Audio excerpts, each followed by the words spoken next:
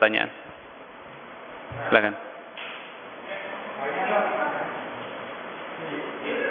Dok, dengan adanya penambahan pasien positif sendiri, apakah ini akan menjadi salah satu alasan kita untuk menunda pelaksanaan new normal di Provinsi Riau? Dok?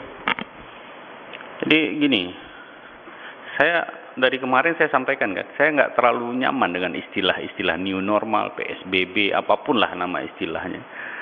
Dan jelas, saya berulang kali juga menyampaikan, orang yang survive, orang yang bisa selamat, atau makhluk hidup yang selamat, itu adalah makhluk hidup yang bisa beradaptasi.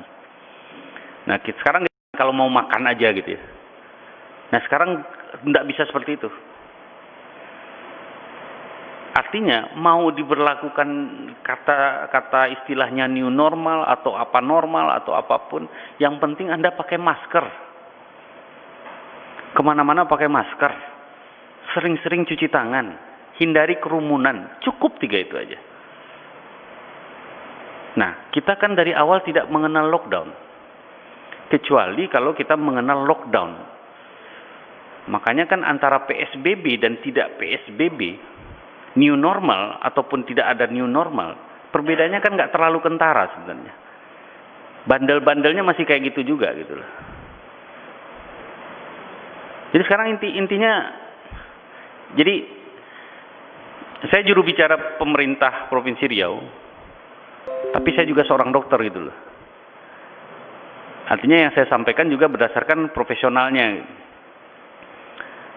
Bukan berarti ini normal terus kita bisa berlaku seenaknya.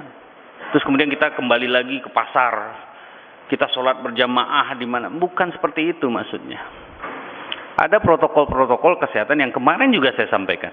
Apapun kegiatan kita sekarang nih, sosial, ekonomi, budaya, agama, pendidikan, yang nomor 1 di atasnya adalah protokol kesehatan. Baru sesudah itu bercabang ke bidang-bidang tersebut. Baru kemudian ada detailnya. Nah, ini harus disamakan persepsi kita bersama. Sekarang persepsi di masyarakat kan nggak seperti itu. Begitu pemerintah menyatakan PSBB tidak lagi berlaku, atau misalnya pemerintah kota menyatakan kita sudah baik-baik saja, atau bukan seperti itu. Bukan semuanya berjalan baik-baik, bukan seperti itu. Kemarin Bapak Gubernur juga menyampaikan hal yang sama, dan ini harus ditekankan. Dan saya ingin media itu menekankan hal ini, bukan PSBB tidak berlaku lagi yang ditekankan. Tapi yang perlu ditekankan yang 3 tadi, pakai masker. Kalau nggak pakai masker Anda ditangkap, nah gitu itu harusnya seperti itu. Harus ada hukuman mestinya kalau orang yang nggak mau pakai masker. Karena sudah 3 bulan disosialisasikan dan nggak perlu juga pakai masker ini. Pakai masker bedah, masker kain biasa pun boleh. Nggak ada kain, baju pun boleh diginikan. Jadi intinya sekarang kita bertanggung jawab nggak terhadap diri kita sendiri, terhadap diri kita, terhadap keluarga. Kalau sayang keluarga kita, pakai masker. Karena kalau enggak, Anda nggak pakai masker, terus di luar Anda berkeliaran, ada orang kena, terus Anda bawa pulang ke rumah. Nanti kalau anaknya sakit, jangan protes gitu loh. Kok bisa kalau sebelumnya bandel gitu.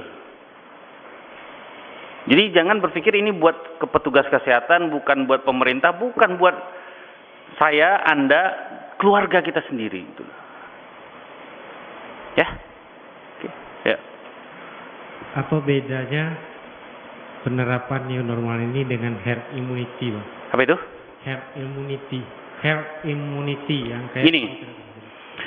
Herd immunity itu artinya kita dibiarkan mendapat imunitas sendiri. Akhirnya semua orang kena virus COVID-19, masuk virus COVID-19 ke tubuhnya, kemudian diharapkan sembuh. Sesudah sembuh dia punya kekebalan. Sama kayak influenza. Jadi kalau kita sebelum COVID-19 kan hampir tiap bulan, hampir sekali dua, mungkin setahun itu 3 kali kita kena flu. Nggak ada yang nggak kena flu, pasti kena flu. Radang tenggorokan, pilek, batuk, demam sebentar 2-3 hari, itu flu biasa.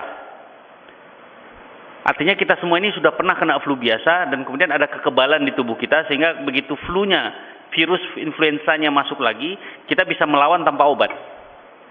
Itu namanya herd immunity. Nah, permasalahannya COVID-19 tidak bisa dilakukan seperti itu. Karena kalau COVID-19 kena kepada orang tua kita, kakek kita, paman kita yang umurnya di atas 60 tahun, 80% mereka meninggal.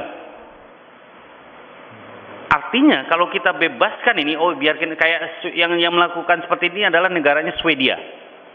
Swedia tidak mengenal social distancing atau physical distancing dari bulan Maret, April, dan Mei awal. Mereka biarkan, mereka harapkan masyarakatnya kena semua, kemudian kebal. Ternyata hal yang mereka lakukan menimbulkan dampak yang luar biasa. Angka kematian Swedia termasuk paling tinggi di dunia. Angka kematian Swedia itu hampir mencapai 14%, 13% lebih. Artinya dari 100 pasien COVID, 13 meninggal. Apakah kita mau seperti itu? Tentu tidak. Karena nanti yang berisiko bukan yang ini, yang umurnya di bawah 60. Yang berisiko siapa? Ya orang tua kita, kakek kita, nenek kita. Saya pikir nggak ada pernah, kalau orang waras nggak ada yang ikhlas orang tuanya sakit karena COVID terus meninggal, itu saya pikir nggak ada. Itu dia herd immunity. Tadi perbedaannya dengan apa tadi pertanyaannya? New normal yang diterapkan. New normal itu bagian dari kegiatan kita yang berlaku supaya kita bisa melakukan suatu kegiatan sosial, ekonomi, kebudayaan, agama, dan pendidikan kembali, tetapi dengan cara yang berbeda. Semuanya akan berbeda. Termasuk bagaimana kita antri. Antri dulu kan nggak mungkin jarak 1 meter, sekarang harus jarak 1 meter. Kalau kurang dari 1 meter nggak boleh. Nah sekarang masalahnya, yang jadi masalahnya, dari tadi pagi saya heboh di media sosial mengenai sholat Jumat. Mana Jumat hari ini nih? Karena semuanya udah nggak PSBB. Apakah sudah boleh? Sekarang logikanya, jumlah kasus positifnya masih ada terus. Saya nggak tahu, misalnya kalau saya ikut tadi sholat Jumat di masjid berjamaah dengan cara yang normal, cara yang sebelumnya, yang rapat-rapat, saya nggak tahu sebelah saya positif atau enggak. Kalau seandainya dia positif, kebetulan daya tahan saya kurang baik, saya bawa pulang itu penyakit. Kemudian ada orang tua saya, ada nenek saya, ada kakek saya bersalaman, saya serumah dengan dia misalnya. Kemudian dia sakit, jangan sesali. Jadi kalau misalnya kita sakit, jangan sesali, itu bukan ulah siapa-siapa. Mungkin akibat ulah kita sendiri. Kita nggak pakai masker, kita lupa cuci tangan, kita lupa segala macam, kita nggak lakukan social distancing. Kayak ngasih khutbah saya jadi. Yuk, lanjut, silakan. Ada lagi?